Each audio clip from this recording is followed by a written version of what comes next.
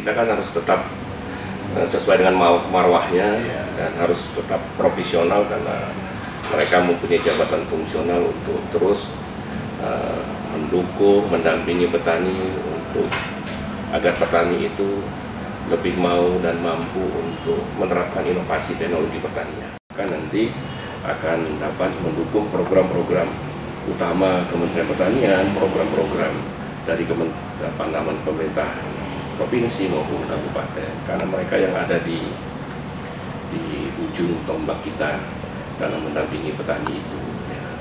Sehingga kita harapkan keberadaan mereka itu betul-betul akan membantu petani dalam melaksanakan sistem dan usaha taninya, gitu.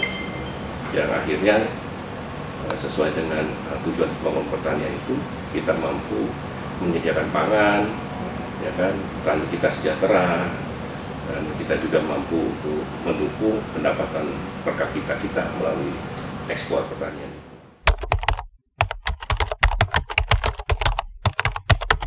Kita sudah punya Perpres 35 tahun 2022 ini untuk penguatan fungsi penyuluhan. Nah, oleh karena itulah kita sendiri dari pemerintah pusat sendiri terus berusaha untuk mendorong ya kepada pemerintah daerah provinsi maupun kabupaten untuk meningkatkan fungsi penyuluhan ini melalui penguatan fungsi penyuluhan, baik penguatan dalam hubungan kerja kita, ya, sinkronisasi program kita, baik program pusat, program provinsi, kabupaten, yang yang mendukung bersama-sama peningkatan fungsi peran Direktorat Jenderal Teknis itu.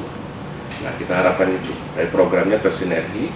Kemudian juga kita harapkan juga penguatan daripada satuan administrasi pangkal yang ada di provinsi maupun kabupaten. Jadi ada wadah teman-teman penyuluh itu, organisasinya ada, sehingga mereka bisa melaksanakan fungsinya itu, dan juga ketersediaan tusinya dan juga ketersediaan anggarannya. Nah, itu yang kita harapkan, keberpihakan anggaran untuk operasional mereka itu. Jadi penguatan hubungan kerja itu dibuktikan dengan penguatan operasionalisasi kegiatan penyuluhan. Dan berikutnya juga kita harapkan juga tidak kalahnya peningkatan kompetensi ketenagaan penyuluh.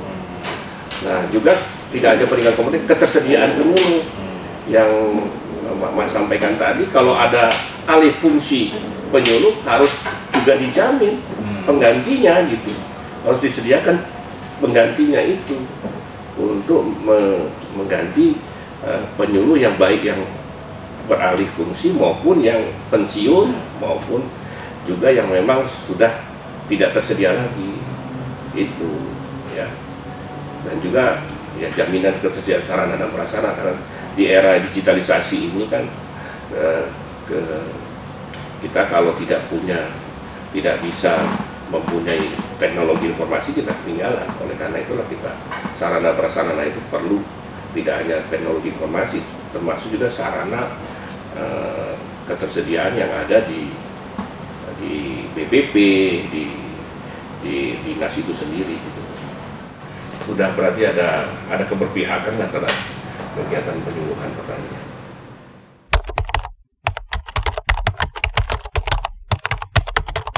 Pusat kan saya sampaikan tadi, ya, setiap kali kita lakukan pertemuan, diskusi teknis maupun kunjungan kerja, baik level Pak Menteri, level Kepala Badan, saya sendiri selalu mengingatkan itu kepada pimpinan-pimpinan daerah maupun kepala dinas provinsi maupun kabupaten.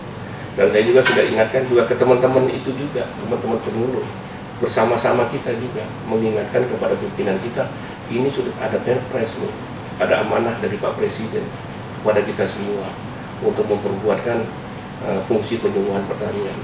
Karena dengan adanya penyuluhan pertanian itu, dengan kuatnya peran dan fungsi penyuluhan, kita harapkan itu akan mendukung kemampuan dan kekuatan pembangunan pertanian. Itu yang terus kita dorong. Saya yakin, tapi kalau itu dimasifkan oleh teman-teman penyuluh kita juga saling mengingatkan, ya progresnya pasti lebih cepat. Karena perlu juga kadang-kadang kita sebagai pimpinan diingatkan juga bahwa ada amanah itu kepada kita, bahwa kita harus melakukan penguatan. Kan Perpres itu bukan hal yang krusial kan harus kita lakukan, itu amanah dari Pak Presiden dan perintah Pak Presiden. Kita kuatkan fungsi penguat kita.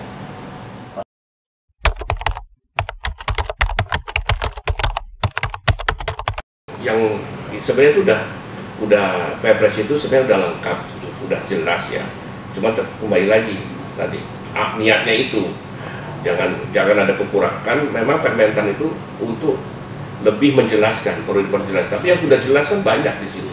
Ada perintah penguatan sarana, penguatan peningkatan kompetensi, penguatan hubungan kerja, udah jelas itu. Tapi memang kita akan perkuat itu Permentan itu. Sekarang lagi sedang harmonisasi. Insya Allah dalam waktu dekat sudah keluar Permentan itu untuk menerjemahkan ataupun menindaklanjuti Perpres itu kan, termasuk memperkuat misalnya apa sih tata teknologi informasi seperti apa gitu, sehingga itu ada penguatan bahwa pusat itu punya juga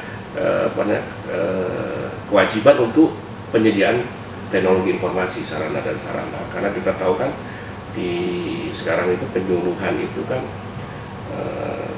secara 3M, money materialnya itu kan dikelola oleh dinas. Jadi mereka kan sebenarnya dinas gitu, PNS-nya, ASN-nya dinas, kan ada PNS dan P3K. Nah kita ini pusat ini memfasilitasi, mendukung itu. Semenjak era otonomi itu kan semuanya itu kan dikelola oleh teman-teman provinsi dan kabupaten, ya tidak bisa memilah itu gitu, dalam melakukan fungsi kita.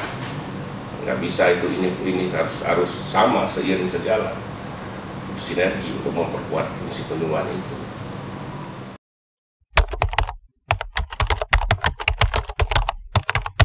Ya memang ada yang nggak punya satmingkalnya, tapi ada yang punya satmingkalnya. Tapi memang beda-beda dia, ada level eselon 3, ada yang eselon 4 gitu. Sudah berarti ada keberpihakan antara kegiatan penyuluhan pertanian.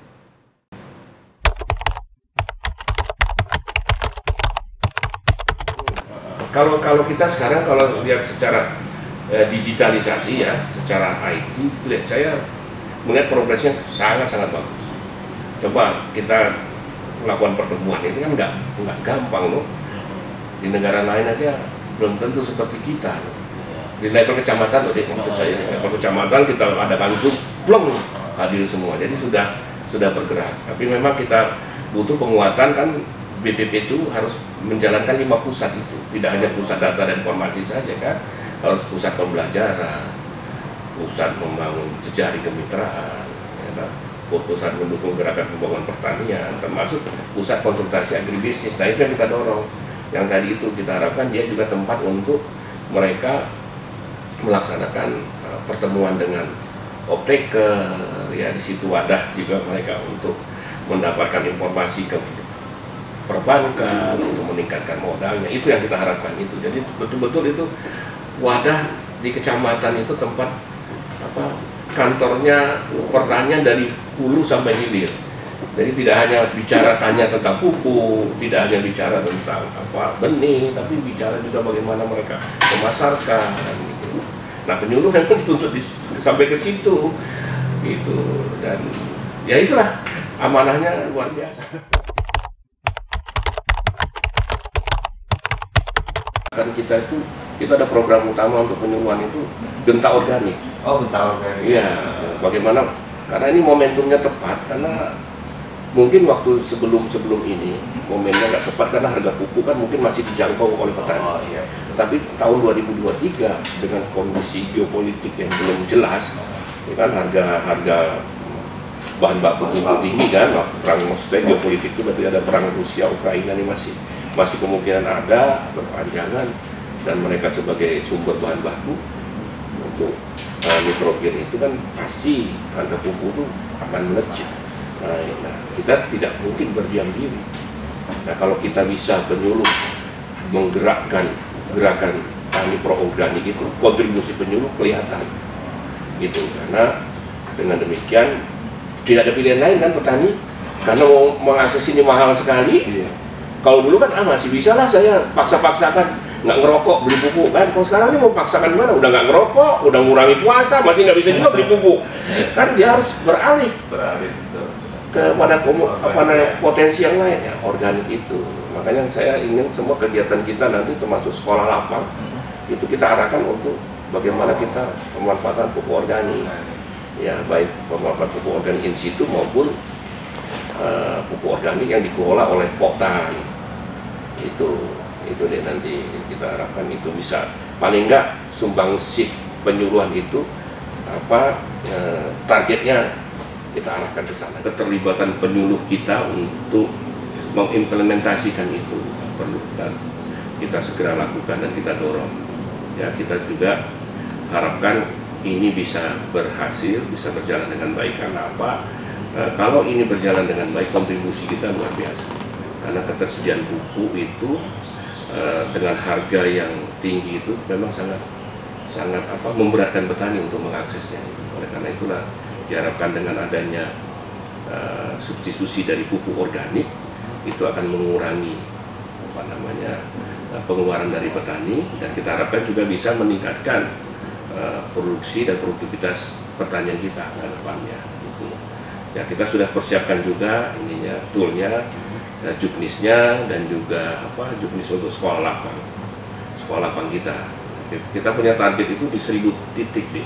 1000 titik Poktan, ya. Poktan. Jadi kita ada sekolah lapang, kemudian di sekolah lapang itu kita harapkan di BPP itu akan membawai kurang lebih 10 Poktan. Jadi ya, kan dia memberikan resonansi dari 100 BPP itu memberikan resonansi 10 Poktan.